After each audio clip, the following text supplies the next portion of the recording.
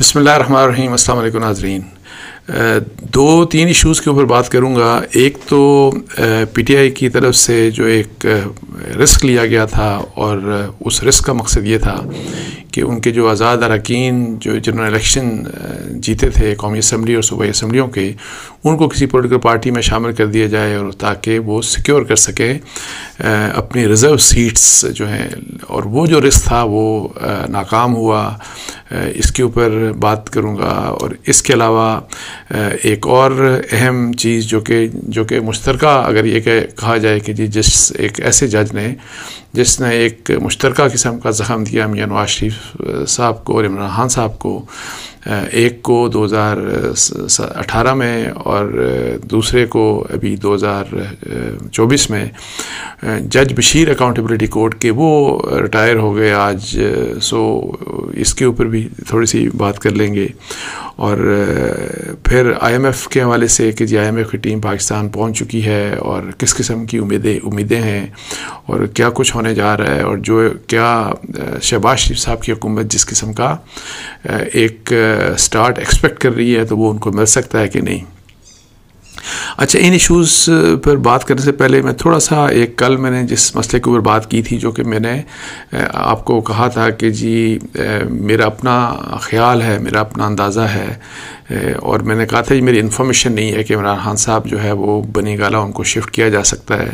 تو اس حوالے سے میرا خیال ہے کہ کچھ لوگ میرے حوالے سے کسی نے اگر یہ بات کی کہ یہ خبر ہے کہ انصار عباسی کی، یہ خبر میری نہیں ہے. میں پھر آپ کو یہ بتا رہا ہوں کہ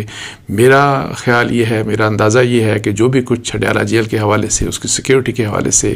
یہ جو سارا کچھ کیا جا رہا ہے، میرا اندازہ یہ ہے کہ اس کا مقصد یہ ہے کہ چونکہ سیکیورٹی الارم کریٹ کیا گیا اڈیالہ جیل کے بارے میں، اور وہاں پہ عمران خان صاحب آپ کو بتایا کہ قید ہیں. تو اگر اڈیالہ جیل کی سیکیورٹی کے اوپر سیریس کویشچن ہے، تو اٹ مینس کہ عمران خان صاحب کی سیکیورٹی کو بھی خطرہ ظاہر ہے لاحق ہوگا باقی قیدیوں کی طرح.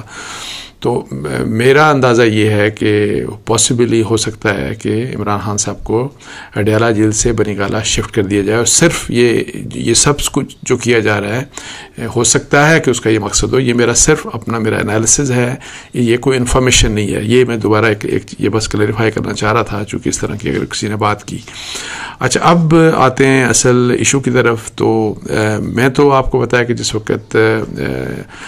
پی ٹی آئی نے جب یہ فیصلہ کیا کہ وہ کسی چھوٹی پولیٹیکل پارٹی کو جوائن کریں گے، الیکشنز جب انہوں نے جیت لیا، ان کے جن امیدواران کو جو پی ٹی آئی کے امیدوار تھے، لیکن بلے کا نشان چونکہ ان کے پاس نہیں تھا، لیکن پی ٹی آئی سپورٹڈ جو کینڈیڈیٹس تھے، جب انہوں نے بہت بڑے نمبر کے اوپر الیکشن جیت لیا، تو پھر ظاہر ہے ایک اسٹریٹجی تھی، ایک پالیسی تھی کہ کیا کیا جائے کہ ہمارے جو جتنے بھی ممبران ہیں ان کی بنیاد کے اوپر جو reserve seats P T I کو ملنی چاہیے، وہ پی ٹی آئی کی ریزرو سیٹس خواتین کی اور مائنارٹیز کی، وہ ان کو مل جائے.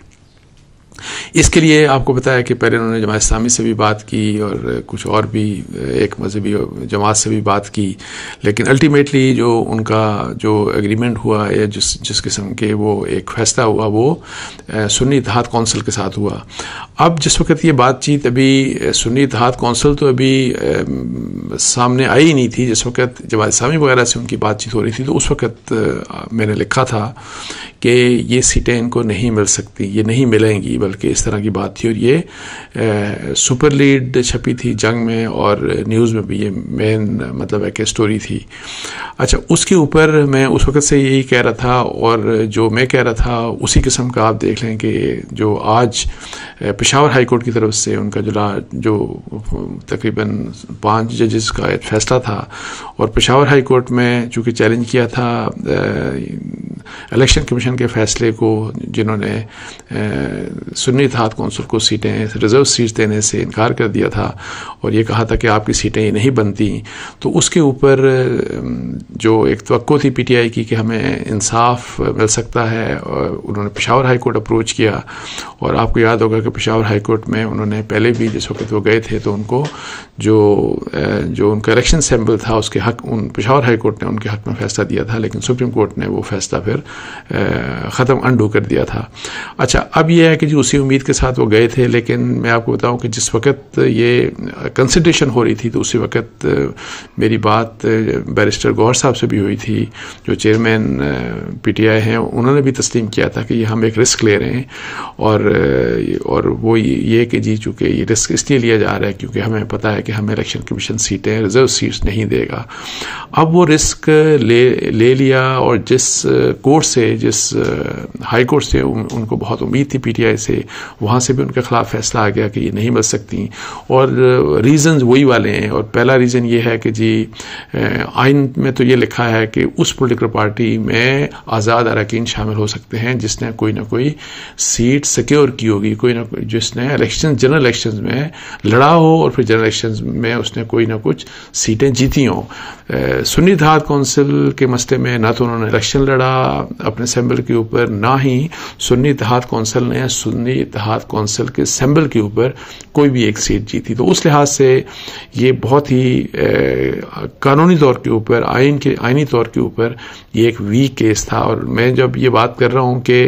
یہ آئین میں لکھا ہے کہ جی آزاد اراکین اس پولیٹیکل پارٹی میں شامل ہو سکتے ہیں کہ جو کہ جنہوں نے جنرل الیکشن میں حصہ لیا اور انہوں نے کچھ وہاں پہ سیٹیں سیکیور کی ہوں.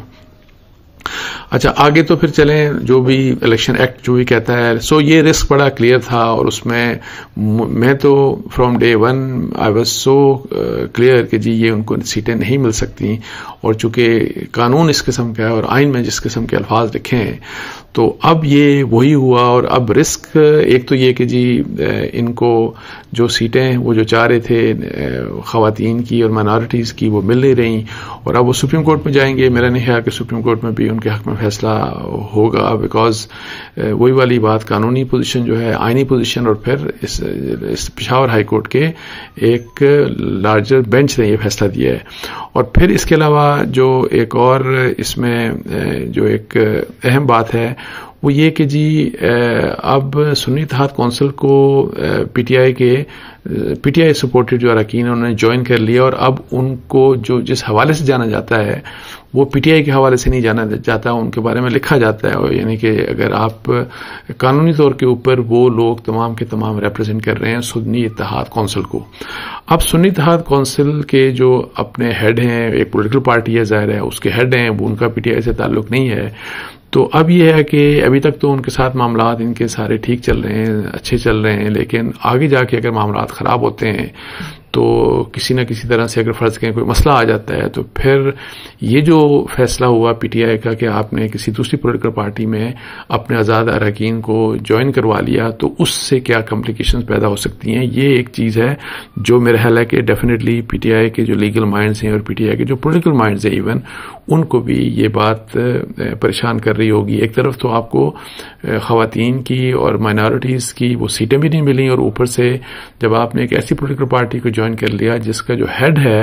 اس کا تعلق پی ٹی آئی سے نہیں ہے تو وہی والی بات کہ اگر کچھ معاملات خراب ہوتے ہیں تو اس سے کس قسم کی کمپلیکیشن پیدا ہو سکتی ہیں. اچھا دوسرا جو میں بات کر رہا تھا عمران خان صاحب اور میاں نواز شریف صاحب کے لیے آج ایک دونوں کے لیے کم از کم میرا خیال ہے اس بات کے اوپر دونوں مطمئن ہوں گے کہ جج بشیر صاحب جو اکاؤنٹیبلٹی کورٹ کے تھے جنہوں نے آپ کو یاد ہوگا کہ ایون فیلڈ کیس میں میاں نواز شریف صاحب کو 10 سال کی سزا دی تھی اور اس کے بعد 10 سال کی سزا اور جرمانہ بھی ان کو ہوا تھا اور اسی طریقے سے عمران خان صاحب اور بشرا بی بی کو 14 سال کی سزا 2024 میں انہی جج بشیر صاحب نے دی اور وہ آج جج بشیر صاحب ریٹائر ہو گئے اور ان کا جو بھی ایک دور تھا وہ تقریباً کوئی 10 سال سے زیادہ وہ اکاؤنٹیبلٹی کورٹ میں رہے اور اس دوران انہوں نے کوئی 3-4 وزرائے اعظم کے کیسز سنے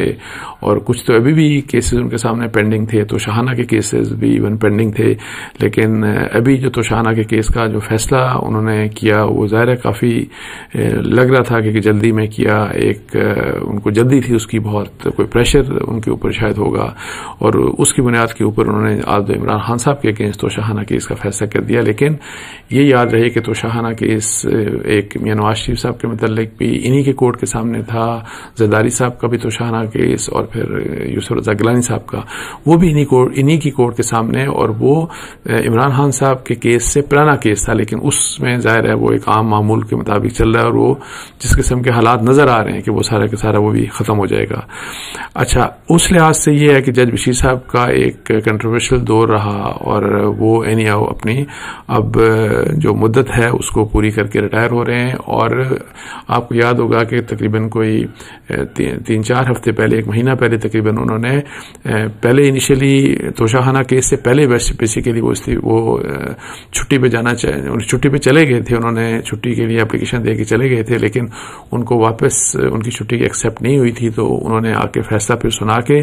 پھر یہ جو توشہانہ کیس میں عمران خان صاحب کے فیصلہ سنا کے پھر دوبارہ انہوں نے چھٹی کے لیے اپلائی کر کے چلے گئے، اور اس وقت بھی ان کے سامنے یہ جو عمران خان صاحب کا 190 ملین پاؤنڈ کا جو کیس تھا، جس کو القادر ٹرسٹ کیس کے حوالے سے بھی جانا جاتا ہے، یہ کیس بھی ان کا عمران خان اور بشرا بی بی کا انہی کے سامنے تھا، اور شاید وہ اس توشہانہ کیس کے بعد وہ شاید نہیں چاہ رہے تھے کہ جی وہ اس کیس کا بھی فیصلہ کر دیں۔ سو جج بشیر صاحب فائنلی اب آج 14 کو آج ہی ان کی ریٹائرمنٹ ہونی تھی، وہ ریٹائر ہو گئے، اور اب یہ ہے کہ باقی ہسٹری ظاہر ہے جج کرے گی کہ ان کے کس قسم کے فیصلے تھے، اور انفارچونیٹلی جس وقت میاں نواز شریف صاحب کے متعلق فیصلہ ہوا تو اس وقت پی ٹی آئی بہت خوش تھی، انہی جج بشیر صاحب کو ہیرو کے طور کے اوپر وہ مطلب ہے کہ ان کو پروپیگیٹ کر رہی تھی، جبکہ 2024 میں جب انہی جج بشیر صاحب نے، جو کہ پی ایم ایل این کے ولن تھے، جب انہوں نے فیصلہ دیا توشہانہ کیس میں عمران خان صاحب اور بشرا بی بی کے اگینسٹ، تو پی ایم ایل این اس کے اوپر کافی زیادہ خوش تھی۔ اچھا، اب یہ ہے کہ جی ایک اور جو معاملہ جو بڑا اہم معاملہ ہے وہ آئی ایم ایف کے متعلق، آئی ایم ایف کی ٹیم پاکستان وہ پہنچ چکی، ان کے ملاقات پاکستانی اتھارٹیز سے ہو رہی ہیں، فائنانس منسٹری سے بھی، ایف بی آر اور ڈفرینٹ اتھارٹیز کے ساتھ، اور جو ابھی تک جس طرح کے جو انفارمیشن سامنے آ رہی ہے وہ یہ کہ جی جو اسٹینڈ بائی ایگریمنٹ جو آلریڈی پاکستان کا چل رہا ہے، اور اس کی لاسٹ ابھی جو $1.1 بلین شاید دینے ہیں، تو اس کے متعلق یہ ہے کہ جی ایکسپیکٹڈ یہ ہے کہ 3-4 دن کے بعد جب یہ ان کے کنکلوڈ ہوں گے جو ڈیلیبریشنز ہیں، تو ایکسپیکٹڈ یہ ہے کہ پازیٹیو خبر آئے گی، اور آئی ایم ایف کی طرف سے ایک اچھی خبر آئے گی کہ وہ کلیئر کر دیں گے اس جو لاسٹ جو اس کی لون کا جو لاسٹ قسط تھی اس کو وہ کلیئر کر دیں گے۔ اور پھر یہ اہم بات ہے کہ جی اس کے بعد کے جو ایک اور نیا، چونکہ جس کے بارے میں فائنانس منسٹر محمد اورنگزیب نے آلریڈی کہا ہے کہ جی ہم ایک نیا پروگرام میں بھی جا رہے ہیں آئی ایم ایف کے ساتھ، اور جو کہ پروگرام شاید پہلے سے بڑا پروگرام ہوگا، سو اس کے بارے میں بات چیت بھی ہوگی، اور وہ ظاہر ہے بھی اس میں کچھ ٹائم ہے لیکن جو ابھی جو 4-5 دن کے بعد جو آؤٹ کم اس کا نکلے گا، اس سے ایک بہتر سٹارٹ پاکستان کی اکانومی کے لیے، اور اس حکومت میں جو اکانومی چونکہ سب سے بڑا مسئلہ ہے معیشت کو ٹھیک کرنا ہے، اور جو معیشت کے متعلق جو چیلنجز ہیں ان کے حوالے سے جو اپریہنشنز ہیں، تو اس کے لحاظ سے اگر آئی ایم ایف کی خبر ایک آدھ ہفتے میں آ جاتی ہے کوئی اسی لحاظ سے پازیٹیو خبر، اور جو کہ ایکسپیکٹڈ آ جائے گی، تو میرا خیال ہے کہ شہباز شریف کی حکومت کے لیے یہ اچھا سٹارٹ ہوگا۔ تو اس کے ساتھ ہی مجھے اجازت دیجیے، جزاک اللہ، السلام علیکم ورحمۃ اللہ۔